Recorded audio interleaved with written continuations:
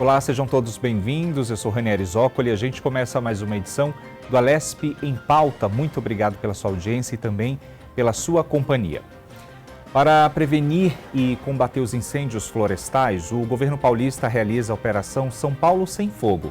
A intenção é diminuir os focos de incêndio, principalmente durante esse período mais seco do ano, que vai de junho a outubro. Para me ajudar nesse programa, eu recebo aqui no nosso estúdio o Rafael Frigério, ele que é coordenador de Fiscalização e Biodiversidade da CEMIL, que é a Secretaria de Meio Ambiente, Infraestrutura e Logística aqui de São Paulo, e também o Tenente Maxwell Souza, ele que é porta-voz da Defesa Civil. Já agradeço a vocês aqui pela presença, para a gente falar desse assunto tão importante que são, e outros também, obviamente vou aproveitar a presença de vocês para a gente esclarecer algumas dúvidas. A gente que dá uma olhada ali nas redes sociais sempre tem dúvidas, mitos, tabus com relação a incêndios, e o trabalho de vocês. Sejam bem-vindos, obrigado. Tudo bem, obrigado. Muito obrigado. Bom, eu já começo perguntando, por que tem tanto incêndio, Quais são as causas desses incêndios, principalmente aqui no estado de São Paulo? Se tem alguma peculiaridade aí que a gente pode identificar? Olha, o governo paulista lançou um estudo com dados de 2023 que apontam que dos 158 focos de incêndio identificados nas nossas áreas de reservas florestais, 90% deles foram causados por ação humana. Ou seja, dá para concluir que de 10 incêndios, 9 foi causado por alguém que foi lá, incendiou, ateou fogo em alguma coisa. E aí, acho que o Rafael pode nos ajudar nisso e sabe bem, Porque cuida da fiscalização de todos os nossos parques aqui do estado de São Paulo. E o que a gente mais se depara é com queda de balão, queima de lixo, o pessoal ainda insiste em fazer isso, queimar a sofá mesmo velha, em área urbana, a gente vê. Mesmo em área urbana. E também bituca de cigarro na beira da rodovia, que é um perigo, esse tempo seco. E, por fim, a área rural. Ainda tem produtor rural que insiste em fazer a limpeza do terreno utilizando essa prática arcaica que é a utilização do fogo. Rafael, eu acredito que o maior desafio, então, da Secretaria é fazer essa fiscalização e, principalmente, conscientizar essas pessoas de que tudo isso aqui que o Tenente falou ainda causa prejuízos, Não só para o meio ambiente, mas para a sociedade.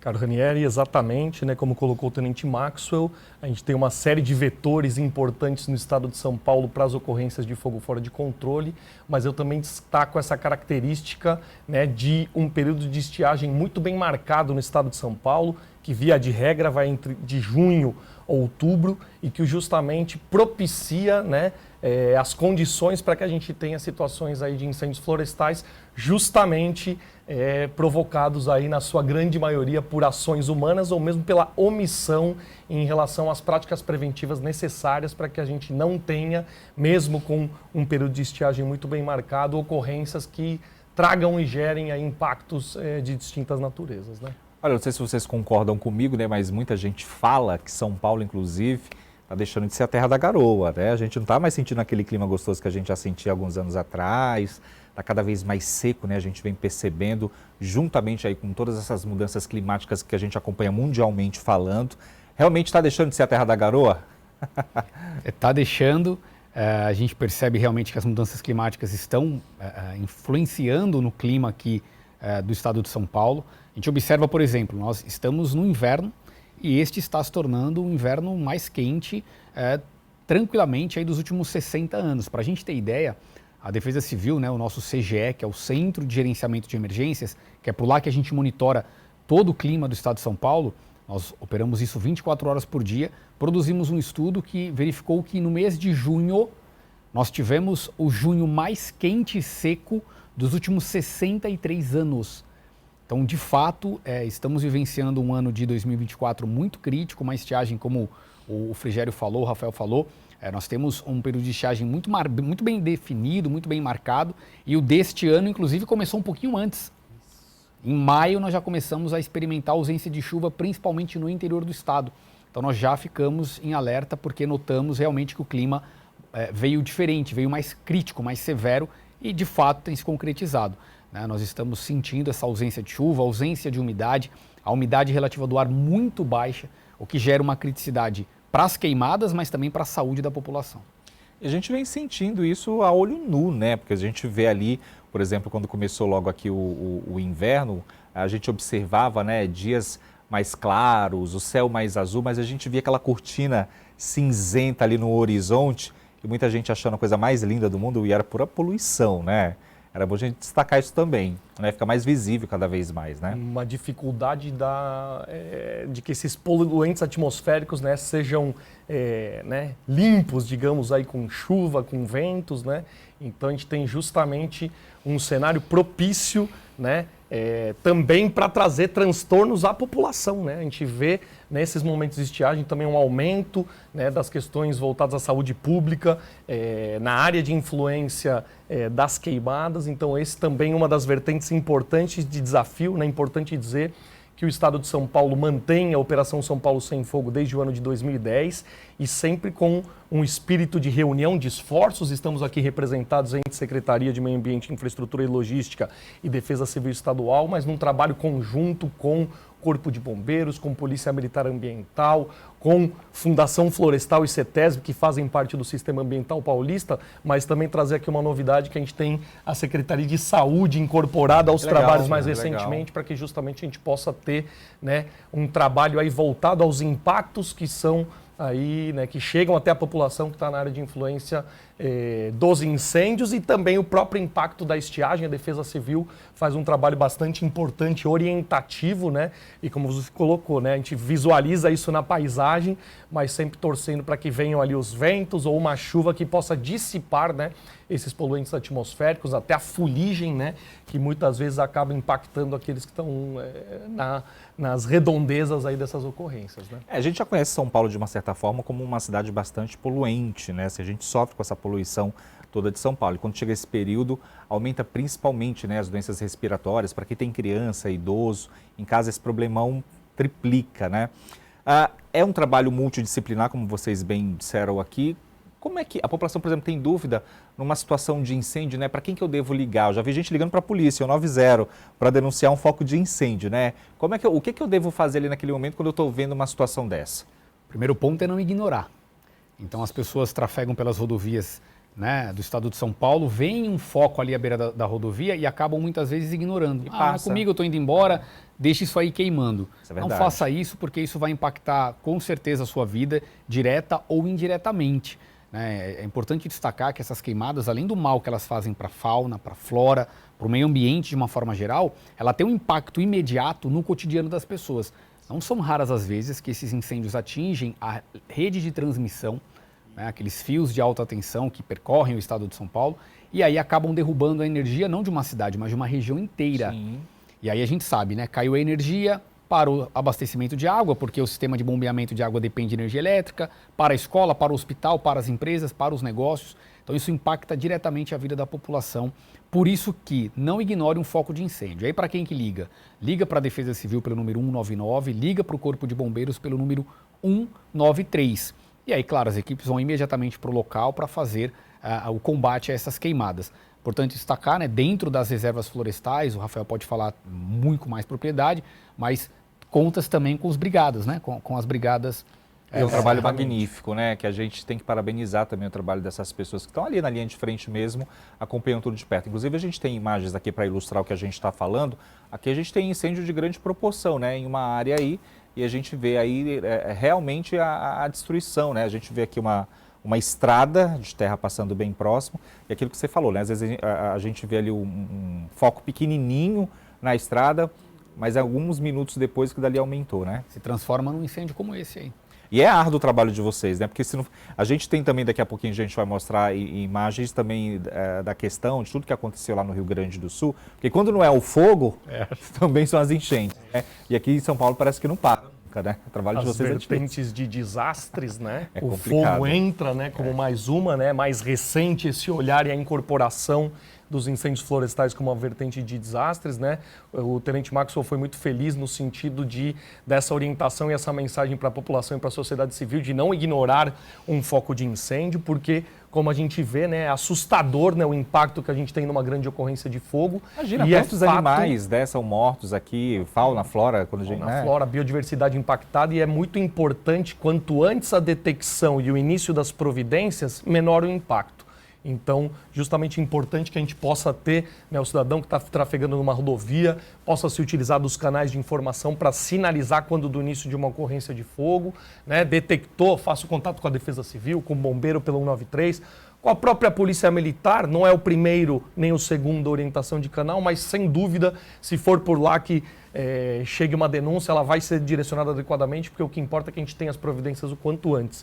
O Tenente Maxwell falou das áreas protegidas, né? É importante a gente sempre sinalizar que a gente tem toda uma estrutura de prevenção e preparação para que possamos estar mais bem preparados para o combate, para o enfrentamento no período mais crítico da estiagem.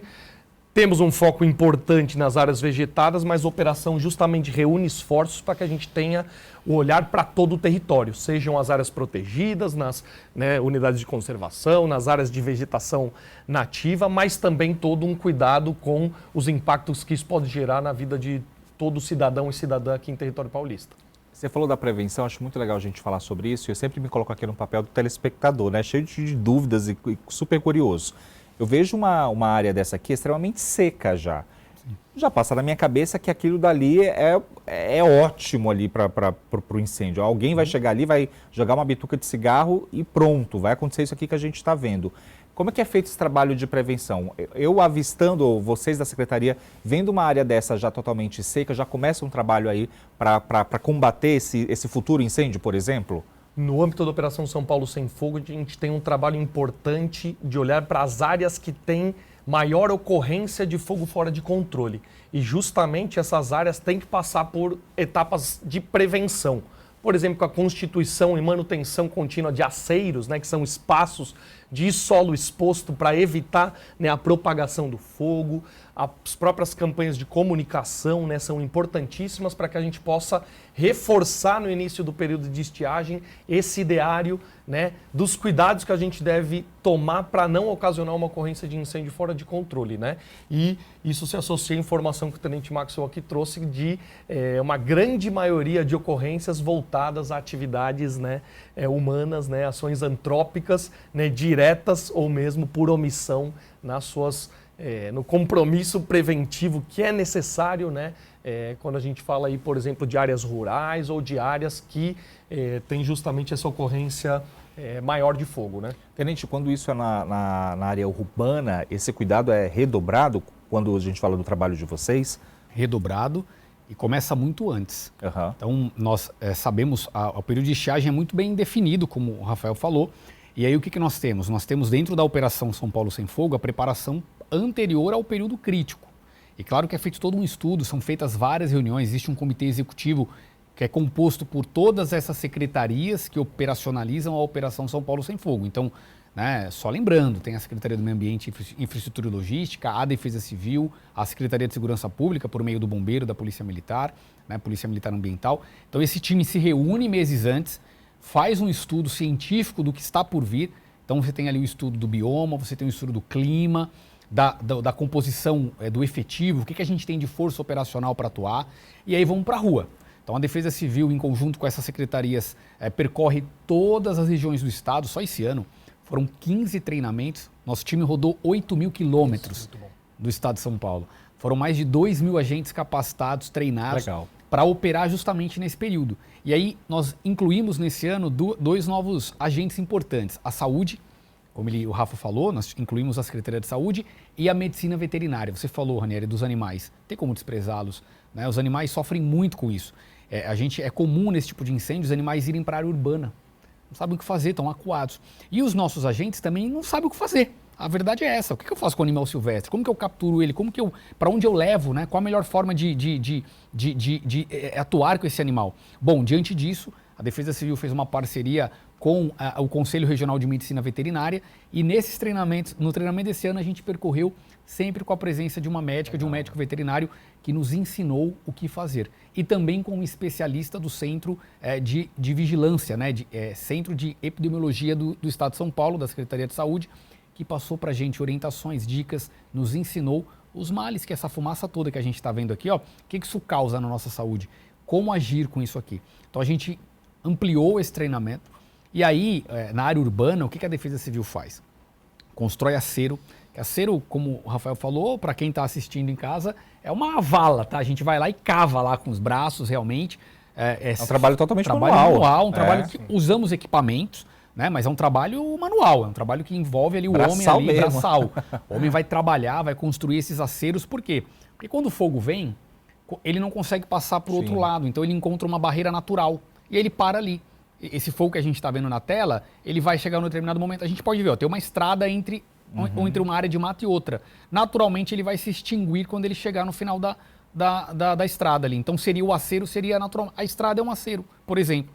Mas aí a gente constrói isso, né, principalmente nas áreas urbanas. E não tem jeito, é a orientação à população, é a conscientização, e as nossas equipes percorrem esses bairros, essas áreas, levando essa orientação para a população. Vocês percorreram aí quilômetros, como você bem disse, né? Qual que foi a realidade, né? A gente já pode trazer aí um balanço do que vocês viram, e aí a gente fala de animais mortos, de áreas devastadas aí pelo fogo. O que vocês encontraram? O que a gente está notando para esse ano é que nós tivemos uma operação São Paulo Sem Fogo de 2022 e 2023, principalmente 23, nós celebramos a redução, foram 86% de redução no número de queimadas quando comparado com 22. Foi muito positivo, muito importante, isso teve investimento de quase 100 milhões do governo do estado em 2023. Porquês? Os porquês são vários, né?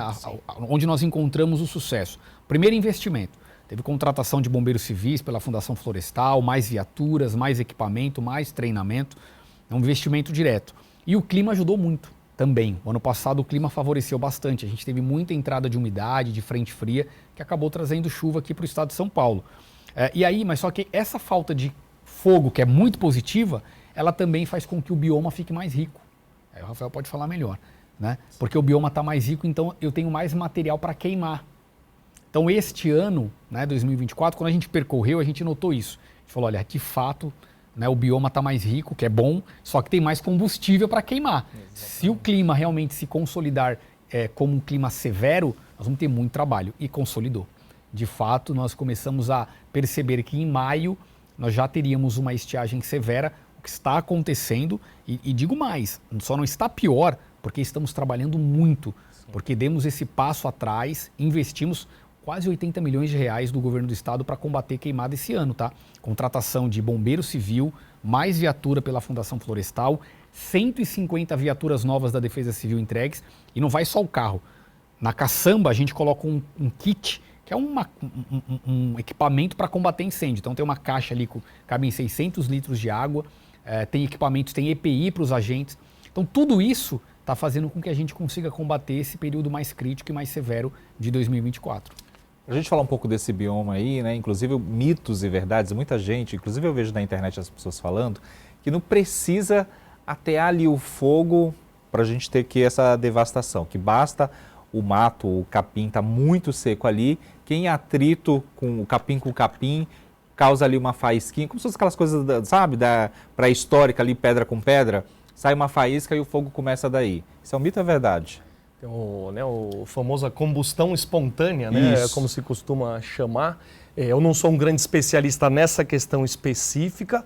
Pode ser que a gente tenha situações, conjuntura muito específicas, né, de reflectância, de... Acontece. Mas assim, acontece, mas são isoladas. O estudo, ele foi muito conclusivo nesse sentido, né? São dados das ocorrências registradas, e aí vai se buscar uma investigação para entender o que ocasionou o início, o foco inicial. Porque tem que destacar para quem está acompanhando a gente que é o seguinte, você vê um incêndio como esse, mas ele começou com um pequeno foco.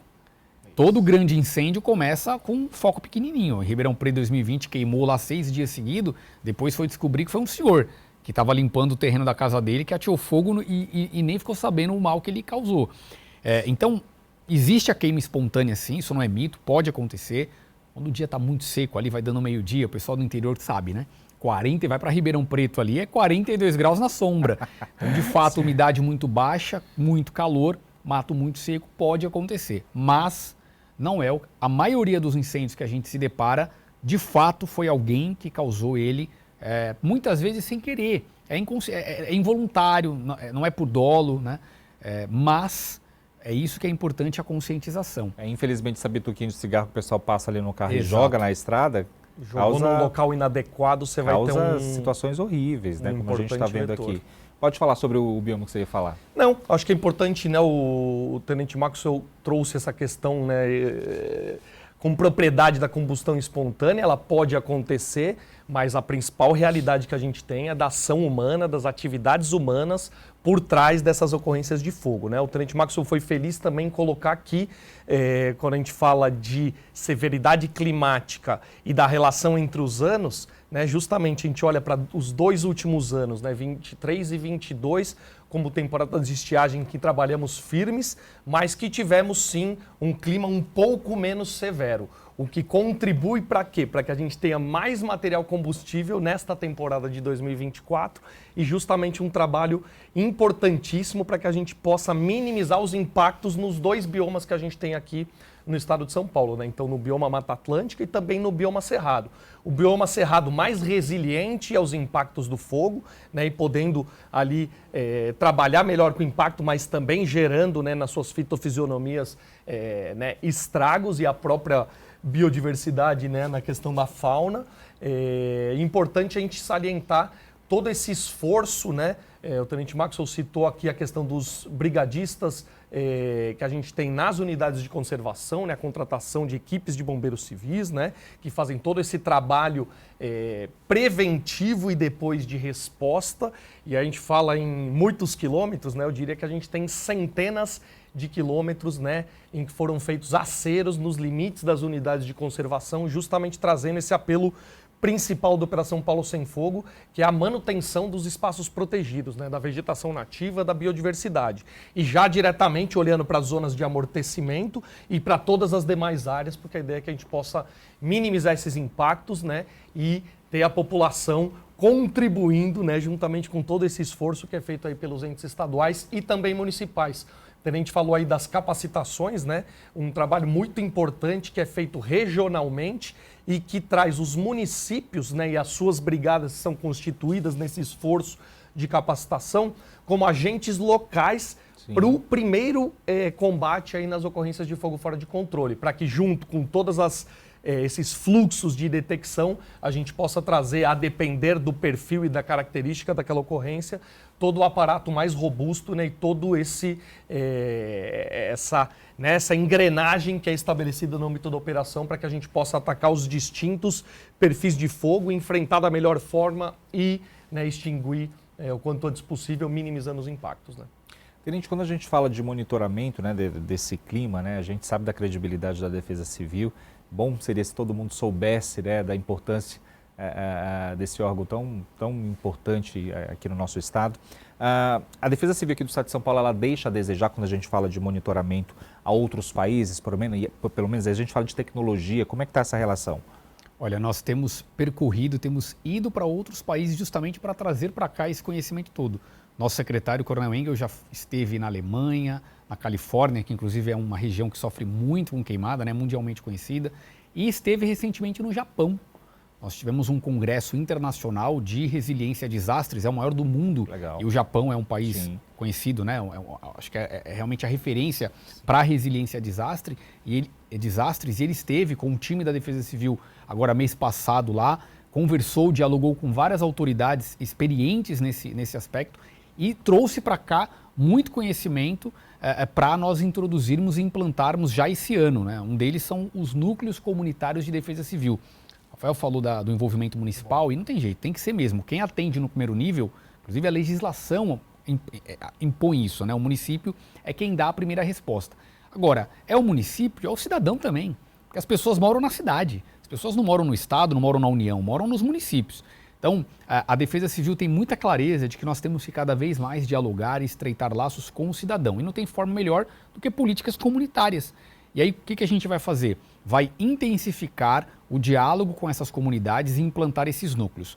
Os núcleos já existem, nós já temos eles implantados, por exemplo, na Vila Saí, São Sebastião, tivemos aquela tragédia muito triste o ano passado, né? 65 pessoas perderam a vida. Nós temos um núcleo instalado na Vila Saí. Toque-Toque, que é do lado ali em São Sebastião, temos outros. Aqui na capital temos vários, são mais de 400 núcleos aqui na capital. Para fomentar isso, dia 6 agora está convidado, viu? Quero aproveitar a sua audiência aqui, a sua grande audiência, e chamar todo mundo que está acompanhando, a população está convidada a ir lá para o Palácio dos Bandeirantes, No dia 6 de agosto, vamos fazer um treinamento, Rafael, você também está lá com a gente, hein? Vai para lá. Dia 6 de agosto, um treinamento com todas as defesas civis do Estado para justamente ensinar como é que eu crio, como é que eu instalo um NUPDEC, um núcleo no meu bairro, na minha cidade. Porque isso, o que a gente faz? A gente leva as políticas de proteção e defesa civil para os bairros. A gente pega uma liderança comunitária, capacita, treina. Isso é muito legal. E ele vai entender sobre tudo isso. Sobre prevenção à queimada, vai entender um pouco mais de clima, vai saber interpretar um alerta quando a gente emite o alerta, vai ter contato direto conosco e vai servir como um ponto focal numa tragédia como essa. Estamos vendo imagens aí, né, de São Sebastião, e aí nós temos a própria comunidade interagindo, entendendo o risco que ela está exposta. Eu estou me alongando, mas eu queria aproveitar. Fica tranquilo. Porque é o seguinte, a gente fala de risco, e aí a gente fala da questão da habitação. A gente vê uma imagem como essa e a gente fala, poxa, peraí, as pessoas moram numa área dessa, numa área de encosta, vamos retirar todo mundo. Claro, no primeiro momento a gente vai olhar e vai entender que a melhor saída seria retirar essas pessoas. É a primeira coisa que a gente pensa. É isso, vamos retirá-la. Mas e se nós dermos um passo atrás e entendermos e analisarmos o risco sobre o que essas pessoas estão expostas, e se nós identificarmos possibilidades delas interagirem com o risco? Por que eu estou falando isso? Porque quando a gente olha, por exemplo, para a Flórida, a gente sabe que eles são atingidos por furacões. Acabou de passar um por lá. Então, nós nunca ouvimos ninguém falando sobre retirar o estado da Flórida. Você já ouviu alguém falar, vamos tirar a Flórida, vamos remover a Flórida para outro lugar? Vamos construir outro canto. Vamos tirar Orlando de lá. Nunca ouvi falar isso. Vamos tirar o Japão, vamos fazer o seguinte, vamos pegar um terreno no mundo, vamos procurar uma área inabitada, vamos pegar o povo japonês e tirar de lá. O que a gente fala, na verdade, nesses países desenvolvidos, o que é? Vamos criar políticas públicas que permitam à população interagir com risco. Diferente do que a gente viu em algumas cidades do Rio Grande do Sul, que falava-se sobre isso, vamos ter que construir a cidade de outro canto. Exato. Vamos analisar, vamos entender o cenário. É possível? E aí, diante disso, vamos debater políticas públicas. É possível construir aqui muros de contenção, fazer obras de desassoreamento, construir aceiros, que a pessoa possa continuar morando ali? Claro que a gente não está falando aqui da questão da habitação precária, ok? Claro. O problema da habitação, ele existe no Brasil, existe no estado de São Paulo, isso é uma questão de décadas e precisa ser combatido. O governo está fazendo isso aqui em São Paulo com a entrega de milhares de moradias. Mas o que a gente está falando aqui é discutir a convivência do cidadão e o núcleo comunitário, ele vem nesse sentido. E aí você falou, eu vou voltar na questão de deixar nada para trás, a gente não deixa em nada, né, em relação aos outros países, e essa rodada por outros países nos mostrou que estamos sim na vanguarda, temos um bom centro de monitoramento com meteorologistas, com equipamento de ponta, mas claro que tem que melhorar sempre.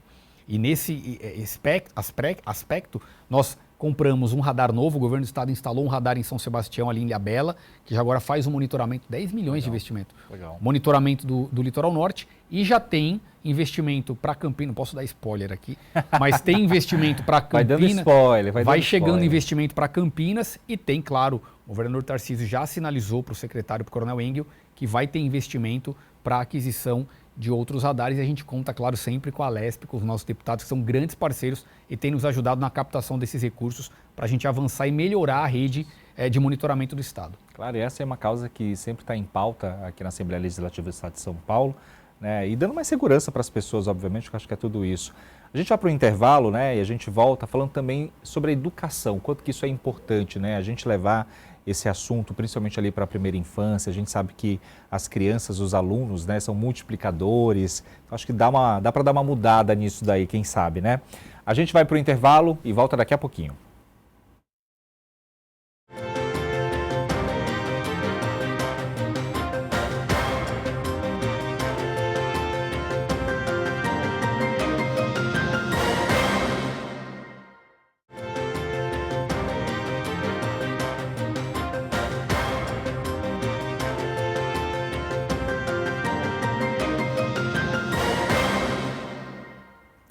O Alesp em Pauta está de volta. A gente está falando de prevenção, né, e principalmente sobre o combate aos incêndios florestais. O governo do estado de São Paulo realiza a Operação São Paulo Sem Fogo. A intenção, claro, é diminuir esses focos de incêndio, principalmente durante esse período mais seco do ano, né, que vai de junho a outubro. E me ajudando aqui nesse programa, eu estou recebendo aqui no nosso estúdio o Rafael Frigério, ele que é coordenador de fiscalização e biodiversidade da CEMIL, que é a Secretaria de Meio Ambiente, Infraestrutura e Logística aqui de São Paulo. E também o Tenente Maxwell Souza, porta-voz da Defesa Civil. Eu quero te lembrar que nós estamos em multiplataformas, né? Se você perdeu o primeiro bloco desse programa, é só ir lá nas redes sociais e acompanhar tudo. Bom, a gente já falou aqui, né, de várias situações, vamos falar um pouco mais de tecnologia. Agora, o mês de agosto também é um mês muito importante, né? A gente sempre fala ali dos meses coloridos, né? Tem todas as cores, mas essa conscientização com relação a esses incêndios tem que ter o ano inteiro, né? Tem que ser discutido ali com mais rigor na sala de aula, nas escolas, com as crianças. Inclusive tem o projeto de lei de número 17.459, de 25 de novembro de 2021, que institui o Agosto Cinza no âmbito do Estado e dá a outras providências, né? Ou seja, um mês onde se discute muito sobre esse assunto. Preciso que tenha mais discussão, né? Discutir mais políticas públicas, para que as pessoas entendam que esse é um grande problema não só aqui no estado de São Paulo, mas no Brasil inteiro, né? No mundo inteiro, na verdade, né? Sem dúvida, né? A problemática dos incêndios florestais deve ter grande espaço e devemos aproveitar para disseminar, né, esse ideário para toda a população, né? Não à toa temos aí o mês de agosto, né, como um mês emblemático aí para os incêndios florestais, né? A gente sabe que é um dos meses que concentra o maior número de ocorrências, juntamente com o mês de setembro. É mais quente? Eu diria que são, né, a segunda quinzena de agosto e a primeira de setembro especialmente, são aqueles períodos, né, dessa estiagem muito bem marcada no estado de São Paulo, que reúnem os principais elementos aí que são propícios para uma ocorrência de fogo fora de controle, né? Ausência de chuva por um período prolongado, baixa umidade relativa do ar, em muitas situações temperaturas elevadas, que essas variáveis reunidas, né, propiciando, né, esse cenário de fogo e, logicamente, fazendo com que a gente tenha necessidade de continuamente, né, bater nesses pontos, né? Um ponto a trazer aqui importante é que a Operação São Paulo Sem Fogo, historicamente, né, ela é mantida, como eu citei, desde o ano de 2010, mas historicamente ela tinha um momento em que havia o lançamento da operação. De uns anos para cá, como estratégia do Comitê Executivo que reúne todos os entes estaduais participantes, nós decidimos que a operação ela é contínua, porque nós nunca deixamos de realizar atividades. Mesmo nos meses em que o fogo não é um problema, nós estamos fazendo ali... Mesmo controlando, ainda tem trabalho. Nós estamos fazendo um balanço da temporada que acabou de passar, olhando para as lacunas, entendendo tudo aquilo que a gente deve e pode melhorar. Depois nós temos no início de ano todo um processo, um trabalho preparativo. E antes desse período mais crítico da estiagem, que nós chamamos de fase vermelha da Operação São Paulo Sem Fogo, que vai de junho a outubro, nós temos entre os meses de abril e maio a fase amarela, e essa primeira fase verde de início de ano, de planejamento, entre os meses de janeiro, fevereiro e março, que são igualmente importantes. Então, o que eu quero trazer com isso? O esforço é contínuo, os entes estaduais vêm trabalhando firme, e inclusive em todos os momentos do ano. Sim, chega um momento em que esse tema ganha mais evidência na mídia, que a gente tem mais oportunidades enquanto os representantes das instituições de trazer informações para a sociedade, mas sempre é importante bater nessa tecla que devemos pautar os incêndios sempre, até porque neste ano de 2024, como bem colocou aqui o Tenente Maxwell, nós tivemos uma antecipação desse período bem marcado e já tivemos algo como um veranico, uma prévia da estiagem já no fim de abril, especialmente no mês de maio, né? Eu sempre falo, né, é interessante a gente falar dessa questão de incêndio, combater incêndio, antes de tudo isso acontecer, né? Vamos falar isso antes, né? Geralmente a gente só fala quando o fogo já está ali, né? Então a gente tem que falar realmente ali da prevenção. Com relação à tecnologia, queria que você trouxesse para a gente aí um balanço, né? Do que vem, o que temos, o que vem sendo feito, o Estado adquiriu. Olha, essa pergunta é importante porque nos permite falar para a população mais um pouco do trabalho que a gente faz. Porque as pessoas acabam, como o Rafael falou, no cotidiano, percebendo mais as queimadas agora, porque de fato a opinião pública fala mais disso, as redes sociais, o noticiário, acaba dando maior ênfase, é claro, e aí isso vem à tona, né? Mas destacar que a gente está trabalhando o ano inteiro. E a tecnologia, ela é uma importante aliada, uma importante ferramenta para nos ajudar nesse combate. Então, a Operação São Paulo Sem Fogo utiliza drones. Então, os nossos parques florestais, as nossas áreas de preservação possuem drones, e aí drones de última geração, drones com câmeras termais. E aí, para que serve essa câmera termal? O fogo, muitas vezes, é um fogo rasteiro. Então, a gente pega a nossa área de vegetação, né, mata nativa, são árvores mais altas, e aí, o Rafael pode explicar para nós, árvores mais altas, o fogo está queimando rasteiro, não é possível ver isso olhando do alto, né? Ou realmente ali não é possível perceber. A área está mais fechada. Está mais fechada, né? eu não consigo perceber. O drone sobe e faz esse mapeamento e consegue perceber essa mancha de calor. Então ele já consegue identificar que está queimando sim. E ele consegue, e os operadores conseguem usar esses drones e mapear a área e entender para onde o fogo está indo. Exatamente. Você consegue se antecipar. Então aí o combate ele já está antes do fogo chegar. E já emite um alerta? Na verdade, os operadores dos parques florestais, eles trabalham em prontidão, então as equipes rodam 24 horas, então não tem folga assim, né? O pessoal folga, mas as equipes estão sempre de prontidão.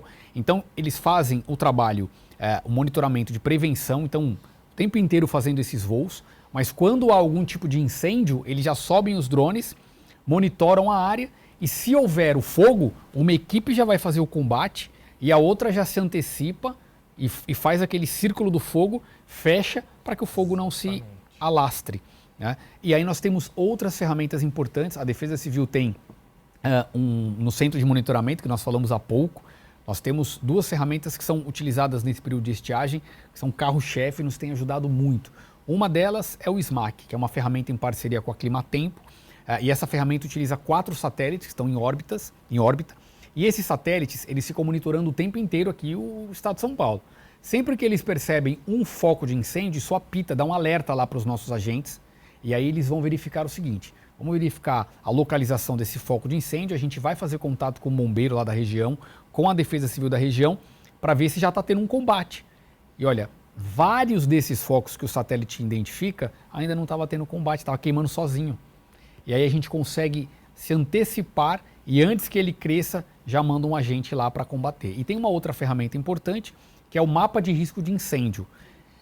Ela usa algoritmos que cruzam informações, temperatura, velocidade do vento, umidade do ar, umidade do solo, isso tudo é plotado no sistema e ele mostra para a gente em um mapa, o mapa do estado, quais as áreas mais críticas. Então, por exemplo, hoje nós estamos com uma criticidade maior na região norte do estado, porque nós estamos percebendo que o clima está mais severo, mas a parte da faixa leste aqui, né, a região do litoral, ainda tem uma entrada de umidade, uma pequena umidade vindo do oceano, mas essa umidade não está conseguindo avançar para o interior. Então, quando a gente olha para o mapa de risco de incêndio, a cor é sempre a mais crítica para o interior do estado. Ele tem uma escala de 4 cores, a roxa é a pior, a vermelha é a de alerta, e olha, desde o mês de junho, nós estamos olhando para o mapa, Rafael, né? Sim. Quase todo dia ele está ou está vermelho, ou o estado de São Paulo está vermelho ou está roxo, porque realmente está muito crítico. E aí, o que a gente faz com esse mapa, né? A gente manda para os municípios para que os agentes startem o plano de contingência, justamente que é aquilo que a gente falou, construir acero, intensificar esses aceros, rodar as áreas de risco, mapear, monitorar e falar com a população. Então é importante saber o que o estado de São Paulo está fazendo, né? Quem está acompanhando a gente está se perguntando, tá queimando e muito trabalho, muita prevenção. A população pode ter certeza disso. O estado de São Paulo tem um compromisso muito grande para combater essas queimadas, para não permitir, em hipótese alguma, que o fogo saia do controle e queime o estado todo e traga complicações para a população. Embora os focos aumentaram, mas o nosso trabalho tem sido para manter isso dentro de um nível de controle, para não impactar a economia, Sim. impactar a saúde e impactar o cotidiano da população. Só fazer um destaque importantíssimo esse apontamento do Tenente Maxwell, né? As ferramentas tecnológicas vêm sendo incorporadas continuamente no âmbito da Operação São Paulo Sem Fogo e, sem dúvida, elas nos permitem ter subsídios, né? O Tenente deu vários exemplos de como a gente pode subsidiar desde os órgãos que estão na linha de frente desse monitoramento, acompanhamento e enfrentamento, mas menos disponibilizar informações para que os parceiros da operação, então os municípios, enquanto agentes no âmbito local, as próprias parcerias com os setores produtivos, né, que também se utilizam de tecnologias para detectar nos seus espaços produtivos, né, do início do fogo. Então, sem dúvida, as ferramentas tecnológicas têm um lugar importante no desenvolvimento das nossas ações, no aperfeiçoamento das atividades que são feitas por cada instituição, porque é sempre bom reforçar que a Operação São Paulo Sem Fogo ela é a reunião de esforços entre os distintos entes, sejam eles nas suas atividades que são realizadas com autonomia, sejam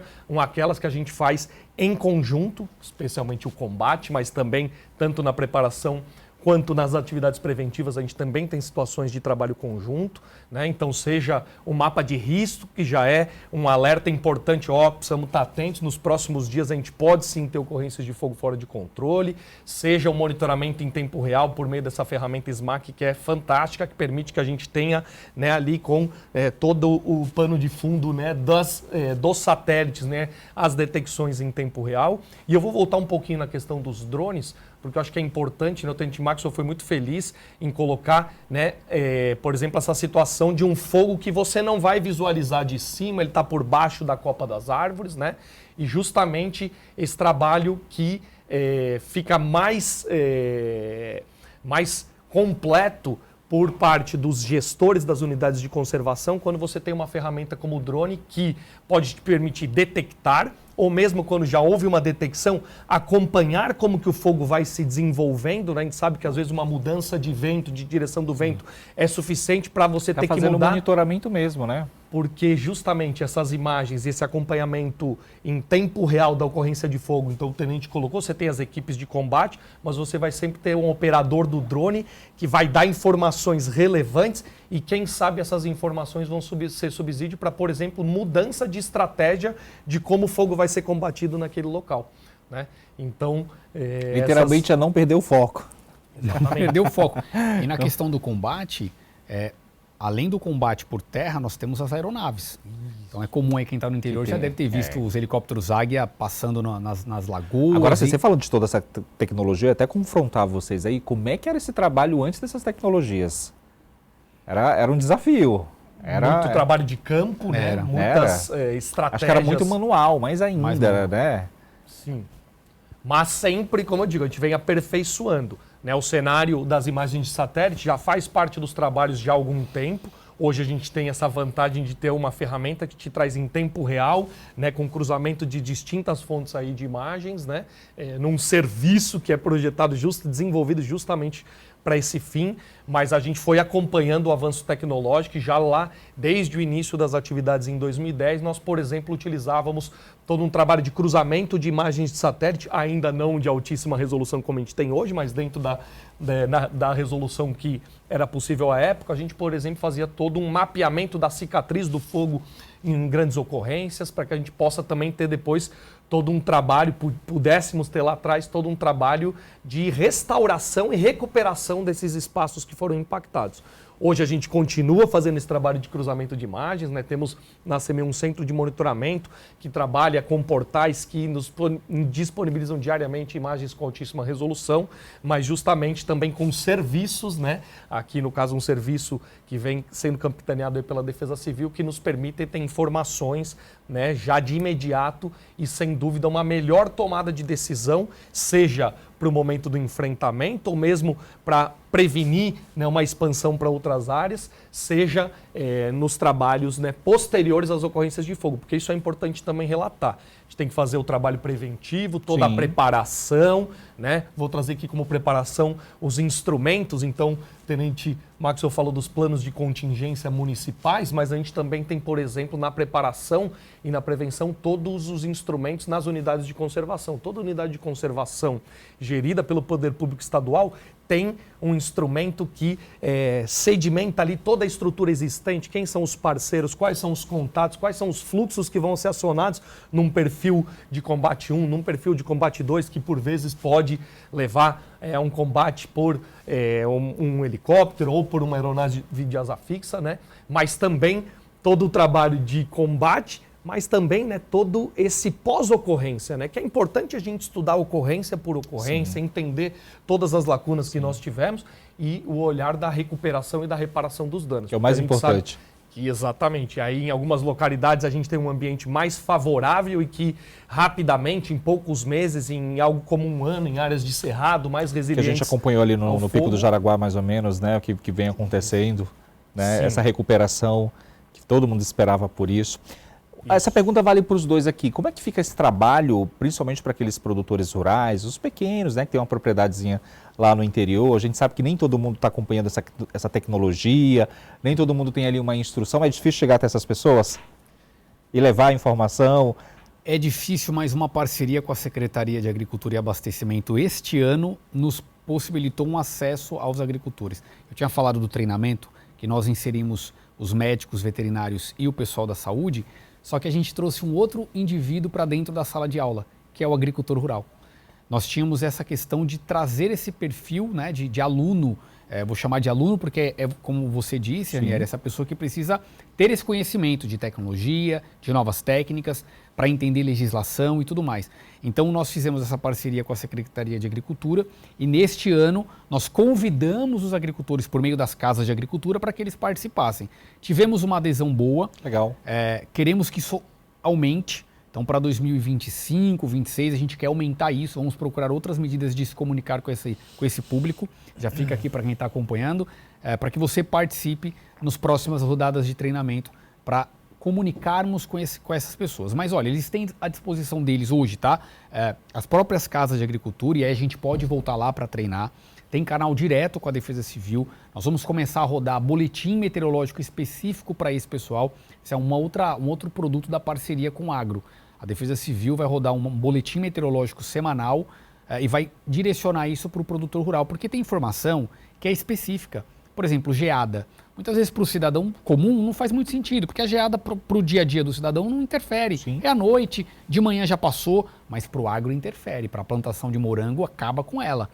Então, esse tipo de dado a gente vai inserir no boletim meteorológico e vai disparar para o produtor rural, porque, claro, o nosso agro é o nosso braço forte e a gente tem um olhar, tem um cuidado também.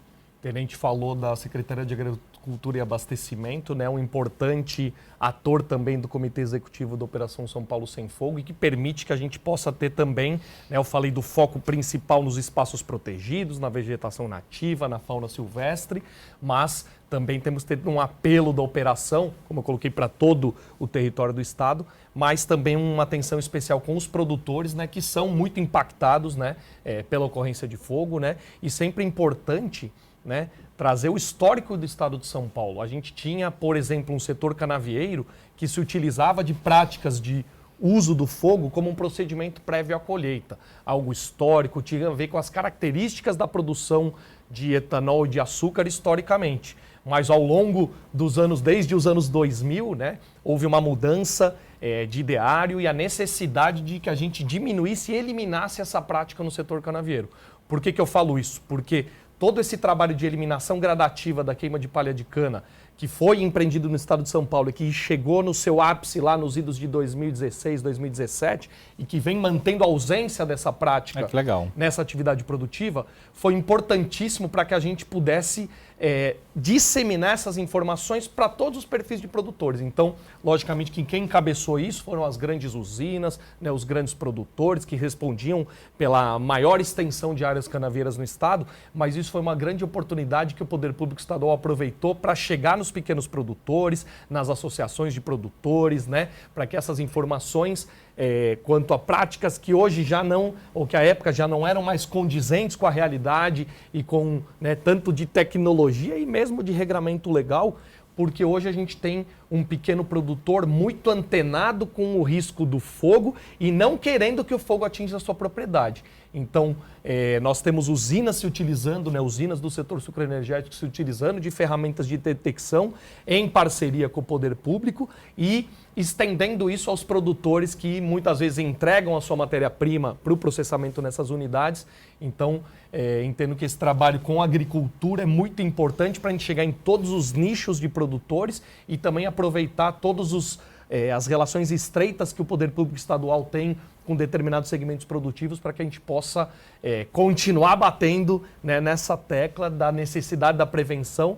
Mas eu diria que esse trabalho empreendido ao longo dessas 2 últimas décadas especialmente, foi muito importante para uma conscientização da população também em meio rural. Eu acho que a gente percebe, né? E a gente consegue perceber realmente que foi um trabalho de formiguinha, vem sendo feito ainda um trabalho de formiguinha. Há muito ainda que se fazer, principalmente quando a gente fala de conscientização. A gente está quase indo para o finalzinho, não podia deixar de aproveitar a presença de vocês aqui para falar dos balões, que é um grande outro problema também aqui na cidade de São Paulo, né? E esse balão também que cai, causa também incêndios, né, nessas áreas de mata. Como é que está sendo feito para ter essa fiscalização? O balão é um problema sério, é crime, previsto na lei ambiental, a prática, a soltura, a fabricação, armazenamento, transporte. desse tipo de artefato. E, infelizmente, sabemos que tem grupos, né, são grupos organizados que acabam fabricando esses balões e fazem a soltura dele normalmente no fim de semana, que é sempre o dia onde eles se concentram mais para fazer isso. Trabalho de fiscalização muito forte, a Polícia Ambiental tem feito um trabalho muito intenso. Nós tivemos uma operação no último dia 12, no mês de julho, onde foi feita uma fiscalização nas fábricas. Foram fechadas 12 fábricas clandestinas, 35 balões apreendidos. E aí nós temos um dado da Secretaria do Meio Ambiente que foram aplicadas pela Polícia Ambiental e também pela fiscalização, né, dos parques florestais, 1 milhão em multas. Foram 44 autos de infração de janeiro a junho aplicados só para baloeiros, só para esse grupo de pessoas que praticam esse crime. E aí o balão, ele é uma fogueira ambulante. Para a gente estratificar e todo mundo entender que está em casa.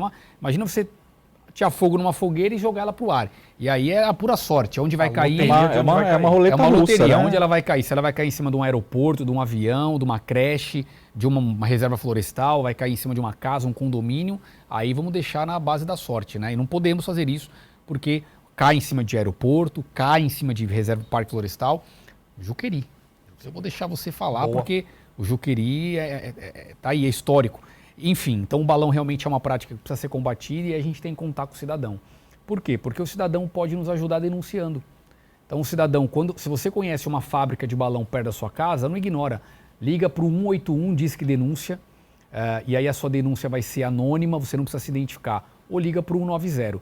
E se você se deparar com um balão no céu de São Paulo, liga para nós, liga para a Defesa Civil pelo 199, porque a gente manda uma equipe já para acompanhar esse balão e quando ele cair, nós já podermos fazer o combate ali antes que gere um incêndio florestal.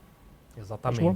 Os balões, então, né, toda atividade baloeira é sem dúvida um vetor importantíssimo de ocorrência de incêndios florestais. Nós temos na parceria entre a CEMIL, né, a Secretaria de Meio Ambiente, Infraestrutura e Logística, na figura da Coordenadora de Fiscalização e Biodiversidade, uma parceria, né, histórica, uma cooperação com a Polícia Militar Ambiental, e essa é uma atuação importantíssima dessa instituição no âmbito da Operação São Paulo Sem Fogo, né, fazer todo o trabalho preventivo e de fiscalização repressiva quanto aos distintos vetores de ocorrência de fogo fora de controle. Os balões são uma frente de trabalho importante da Polícia Militar Ambiental, como colocou o Tenente Maxwell, nós temos aí ações contundentes, né, de fiscalização em fábricas clandestinas que são devidamente fechadas, os balões são apreendidos, então aí é importante você ter essa apreensão antes desses balões estarem aí sobrevoando aí na nossa região metropolitana especialmente, uma área muito característica de ocorrência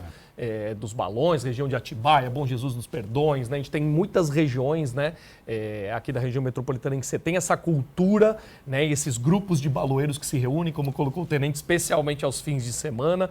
Né, a gente tem tido aqui notícias recentes e vou levar um pouco para uma ocorrência emblemática que a gente teve aí numa unidade de conservação, no espaço protegido, uma área de reserva florestal, como disse aqui o Tenente Maxwell, né, em 2021, né, nós tivemos aqui na região metropolitana, em Franco da Rocha, no Parque Estadual do Juqueri, uma ocorrência de fogo de grande monta que demorou alguns dias para que a gente pudesse fazer todo o trabalho finalístico de extinção do fogo, de rescaldo e justamente ocasionado por um balão que caiu ali naquela unidade de conservação que reúne fragmentos do bioma Mata Atlântica, mas que tem áreas importantes também do bioma Cerrado, né? Mais suscetível ali ao fogo, tem uma resiliência, então a gente já vê uma recuperação importante naquela localidade, mas sem dúvida isso é uma ocorrência muito ruim e trágica, mas que acabou tendo um efeito educativo e didático para a população do município de São Paulo e da região metropolitana, do próprio estado e acho que do próprio país, dado a divulgação que a gente teve dessa ocorrência, no sentido de como uma ação objetiva foi capaz de gerar um estrago, né, em muitos hectares, impactando ali. Foi uma ocorrência emblemática também no sentido da fauna silvestre atingida, né? Então é importante a gente reforçar, né, fazer um apelo para que justamente, como colocou aqui o tenente, visualizou alguma movimentação estranha, alguma atividade suspeita que possa estar relacionada a balões, faça uma denúncia que, sem dúvida, você vai estar prestando uma boa ação para todo cidadão e toda cidadã aqui do território de São Paulo. Né? A gente tem algumas ocorrências recentes que também têm sido didáticas, né? E que a mídia tem dado ênfase, e acho que isso é positivo depois de uma situação muito trágica, para que a gente possa fique mais palpável e didático para todo mundo, né? O que isso pode gerar, né? O que uma atividade que parece ali, né, uma reunião social, uma questão histórica que remete até o período junino, as festas tão tradicionais no nosso país, mas que hoje ganharam, né, uma alcunha, não sei nem se mais, como se fosse um hobby, né, até um desafio desses grupos de baloeiros.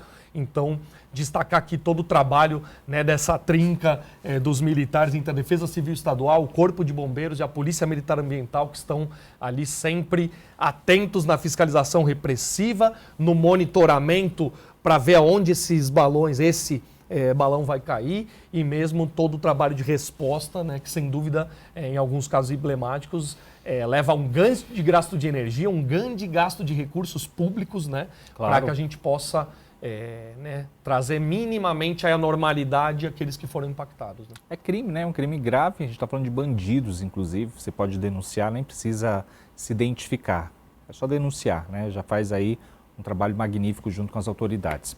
Bom, a gente está se despedindo, Tenente, quero agradecer e queria que você deixasse aí suas considerações finais. Nós agradecemos, a Defesa Civil está sempre à disposição, queremos agradecer o apoio que a Assembleia Legislativa nos dá.